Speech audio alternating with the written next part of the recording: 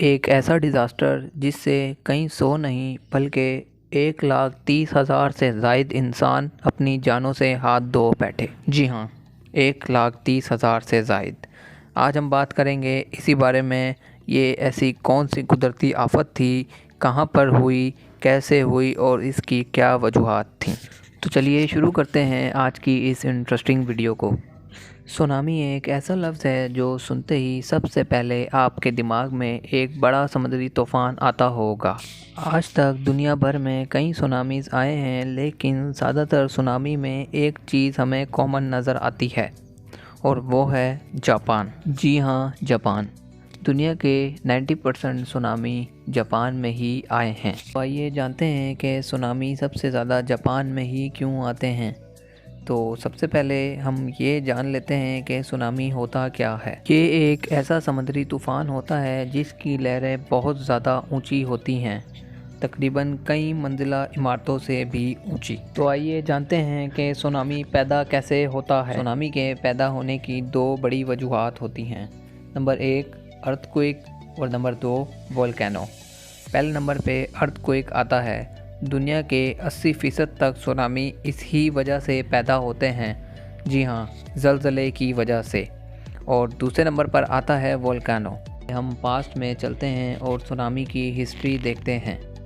दुनिया का सबसे पहला सुनामी 479 BC में आया था, जिसने पर्शियन आर्मी को डिस्ट्रॉय करके रख दिया था।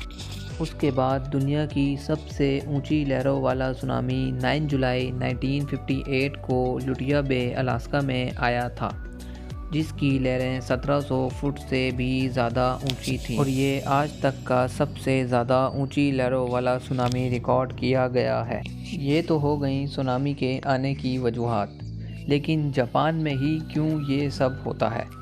अब चलते हैं हम जापान की जानिब और जापान की सुनामी की हिस्ट्री पर नज़र दौड़ाते हैं।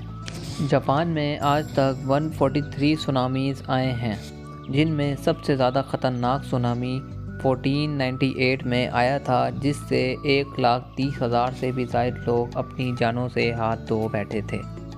इसके अलावा मार्च 2011 में भी जापान में एक सुनामी आया था, जिससे तकरीबन 20,000 से ज़ायद लोग मारे गए थे और जापान को $360 बिलियन का नुकसान उठाना पड़ा था। पैसिफिक ओशन में 9.0 मैग्नीट्यूड का अर्थक्वेक पैदा हुआ, जिसकी वजह से ये सुनामी आया था। 130 किलोमीटर फ़ी घंटा की रफ्तार से लहरें जापान के शहर सेंडाई में दाखिल हुईं और देखते ही देखते इन्होंने पूरे शहर को तबाह करके रख दिया था। 9/11 का वाक़या तो आप सबने सुना ही होगा। इसी तरह इस वाक़े को 3/11 भी कहा जाता है। ये तो आपने अब तक जान लिया कि दुनिया के 90% तक सुनामी जापान में ही आए हैं और ये आने की वजूहात भी आपको मालूम हो गई हैं।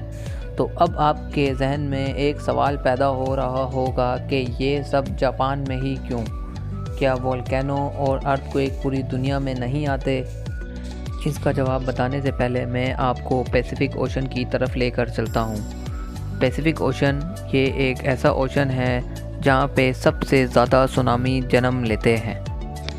जापान जो कि इस ओशन के सबसे करीब आता है, यही वजह है कि पैसिफिक ओशन में आने वाला सुनामी सबसे पहले जापान पर ही अटैक करता है। 2011 वाले सुनामी में जापान का एक और बड़ा नुकसान फुकुशिमा डाइची प्लांट के फेल होने का भी हुआ था। ये प्लांट फेल होने की बड़ी वजह ये थी कि 130 किलोमीटर फ़ी घंटा की रफ्तार से आने वाली लहरों ने बैकअप जनरेटर को बुरी तरह डैमेज करके रख दिया था, जिसकी वजह से एक ज़ोरदार धमाका हुआ और ये प्लांट भी फेल हो गया था। ये सब जानने के बाद आप सोच रहे होंगे कि इतना टेक्नोलॉजी वाला मुल्क जापान, और वो इस मसले से कैसे नहीं निमट सकता।